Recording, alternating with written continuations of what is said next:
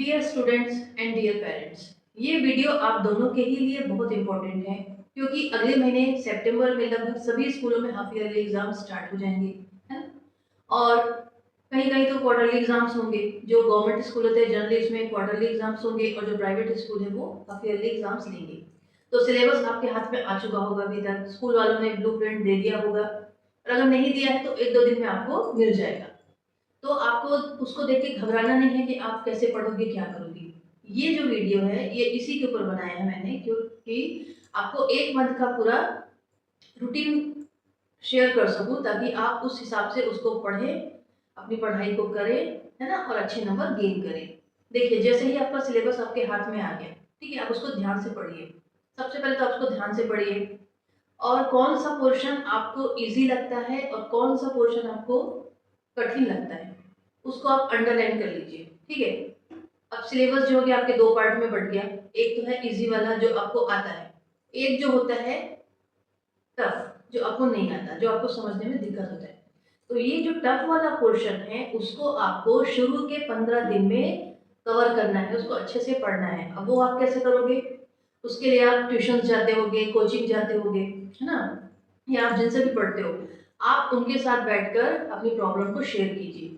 उनसे कहिए कि वो आपको उस टॉपिक को अच्छे से पढ़ाए ताकि आपके सारे डाउट्स क्लियर हो जाए, है ना। आपको अगर आपके सारे डाउट्स क्लियर हो गए तो आपको वो चैप्टर बहुत इजी लगेगा, वो आंसर आपको बहुत अच्छा लगेगा और आपको अंदर एक कॉन्फिडेंट भी आएगा कि आप ये कर सकते हैं। ठीक है, आपने ये किया। तो शुरू के जो 15 दिन हैं उसमें आपको सिलेबस को अच्छे से रिसर्च करना है कि आपका टफ पोर्शन कौन सा है, उसको निकाल के आपको अच्छे से पहले उसको तैयार करना है, ठीक है। उसके बाद जो आपके इजी पोर्शन है आप उसको भी करते जाइए, ठीक है। और साथ ही साथ जैसे जैसे आप एक एक टॉपिक को कवर करते जा रहे हैं उसका रिवीजन भी करते जाइए, ठीक है। अगले 10 दिन में आपने जो पढ़ा है उसको आप प्रॉपर रिवाइज कीजिए। आप जो भी पढ़ रहे हैं, जो भी डायग्राम आप लर्न कर रहे हैं, उसको जब भी आपको टाइम मिले आप उसको बनाइए, लिखिए, लिखने की प्रैक्टिस कीजिए। इससे क्या है, आपका रिवीजन होता रहेगा और आपके दिमाग में वो चीज़ रिकॉल होती रहेगी कि आपको मैंने ये पढ़ा था, इसका आंसर ये है, ठीक है। आप भूलेंगे नहीं, ठीक है। इसके बाद आपको क्या करना है, नेक्स्ट मतलब एग्जाम की जो जस्ट 5-6 दिन पहले का जो टाइम होता है उसमें आपको कंप्लीट रिवीजन करना है। और रिवीजन कैसे करना है, आप लास्ट ईयर के क्वेश्चन पेपर्स निकाल लीजिए, वो आपको गूगल में मिल जाएंगे, ठीक है। तो गूगल में आजकल सब कुछ मिल जाता है, वर्कशीट मिलेगी, लास्ट ईयर के क्वेश्चन पेपर्स मिल जाएंगे, हाफ ईयरली के निकाल लीजिएगा, ठीक है, वो मिल जाएंगे। अगर वो भी नहीं हो रहा तो आप टॉपिक को गूगल में डालिएगा और कहिएगा कि इस टॉपिक से related question paper, sample paper दीजिए, तो वो आपको प्रोवाइड करा देंगे, आप उसको सॉल्व कीजिए। इससे क्या है ना कि आपको आइडिया होगा कि किस तरह के क्वेश्चंस आते हैं, कितने नंबर के आते हैं और आपको किस तरीके से लिखना है, ठीक है। ये तो हुआ स्टूडेंट्स के लिए कि उनको 1 मंथ में कैसी प्रिपरेशन करनी है। तो सबसे पहले क्या करना है, शुरू के 15 दिन में उनको जितने भी उनके सिलेबस के टफ पोर्शन है उसको कवर करना है, उसको अच्छे से पढ़ना है, ठीक है, उसको रिवाइज भी करते जाना है।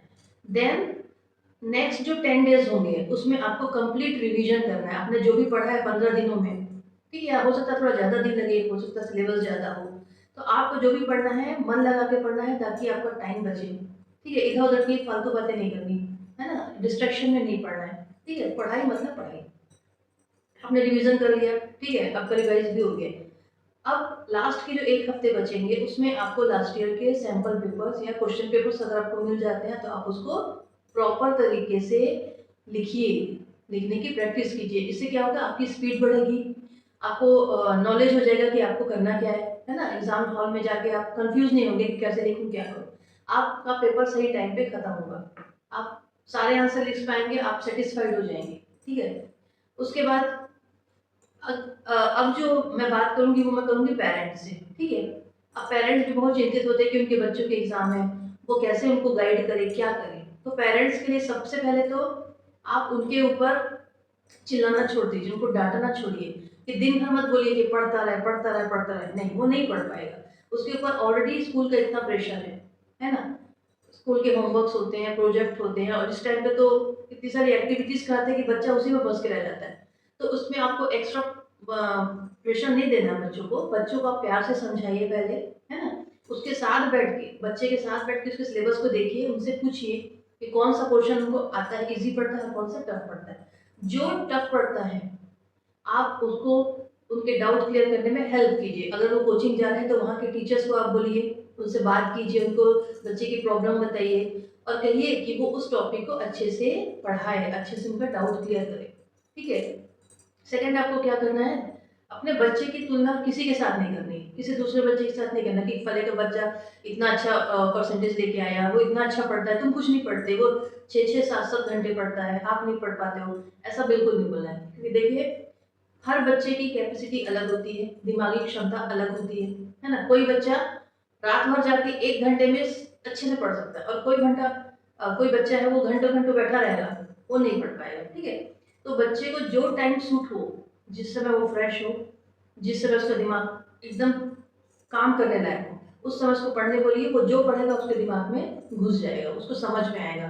ठीक है। अगर रात दिन आप खाली उसको पढ़ाई के लिए बोलेंगे तो उसका दिमाग थक जाएगा, वो ऑलरेडी प्रेशर में है, ऊपर से आप और पढ़ने पढ़ने का प्रेशर देके उसके ऊपर और प्रेशराइज कर रहे हैं, जो ठीक नहीं है। ठीक है। इसके बाद आपको क्या करना है, घर का जो माहौल है आपका, जब बच्चा आपका पढ़ने बैठे, तो ये पेरेंट्स की जिम्मेदारी है, स्पेशली मम्मी की जिम्मेदारी है, क्योंकि पापा तो बाहर होते हैं, मम्मी को ही दिन भर घर में रहना बच्चे के साथ। तो ये मम्मी की रिस्पॉन्सिबिलिटी है कि बच्चे के आसपास कोई डिस्ट्रैक्शन ना हो, स्पेशली मोबाइल। मोबाइल को तो बच्चे के स्टडी टेबल से दूर कर दीजिए। अगर टीवी चल रहा है तो टीवी को बंद करवाइए, या जो टीवी देख रहा है उसको बोलिए कि वो आवाज़ को एकदम कम करके सुने। ठीक है। अगर बच्चे के फ्रेंड्स आते हैं तो उन्हें ये कह के वापस लौटाइए कि थोड़ी देर बाद वो आपसे बात कर लेगा या मिलेगा। ठीक है। स्टडी टाइम में उसको कोई डिस्टर्बेंस नहीं होनी चाहिए बच्चों को, क्योंकि उस समय वो एक फ्लो में होता है, पढ़ने के फ्लो में होता है, वो जो अगर कोई बीच में डिस्ट्रक्शन आ गया तो वो टूट जाता है। तो ये चीज़ मम्मी को देखनी है, या घर में जो भी गार्जियन है वो देखेंगे। ठीक है। अब इसके बाद क्या करना है कि एग्जाम टाइम में, जैसे आज से मान लीजिए, आज से आप स्टार्ट कीजिए, नेक्स्ट जब तक उसका एग्जाम चलेगा तब तक बच्चे की हेल्थ का ख्याल आपको भी रखना है। उसको हेल्दी डाइट दीजिए, बाहर का ज़्यादा मत खाने दीजिए। ठीक है। थोड़ा बहुत चलता है, लेकिन जो रोज रोज ये स्पाइसी फूड्स और ठेले वाले जो खाने खाते हैं वो सब मत खिलाइए, क्योंकि अभी वेदर ऐसा है, बाहर का खाना सेफ भी नहीं है। ठीक है। घर का हेल्दी खाना दीजिए, रात को सोने के पहले गर्म दूध दे दीजिए, इससे दिमाग शांत रहता है, वो अच्छी नींद आएगी उसको। ठीक है। हेल्दी चीज़ें दीजिए, पर्याप्त पानी दीजिए, और मेन चीज़ उसकी नींद प्रॉपर होनी चाहिए। ये आप ध्यान रखिए कि बच्चे कम से कम 6 से 7 घंटे प्रॉपर नींद लें, और रात में 10 बजे तक एनी हाउस सो जाएं और सुबह जल्दी उठें। ठीक है। अगर जल्दी उठ के, अगर उनका स्कूल डे शिफ्ट में है तो सुबह उठ के वो अपनी पढ़ाई कर सकते हैं। ठीक है। अब इसके बाद आपको क्या करना है, इसके बाद आपको बच्चे का सबसे पहले सबसे मेन चीज़ है, उसको मोटिवेटेड रखिए। बच्चे को हमेशा पॉजिटिव बातें बोलते रहिए, उसको निगेटिव बातें मत बोलिए, उसे डांटिए मत, उसके ऊपर पैनिक मत होइए। ठीक है। इससे क्या है, बच्चे के अंदर गुस्सा बढ़ता है। ठीक है। क्योंकि आजकल के बच्चे जो है ना वो बहुत प्रेशर में होते हैं, वो दिखाते नहीं है, इसी कारण उन्हें गुस्सा, फ्रस्ट्रेशन ये सब बढ़ते जा रहा है।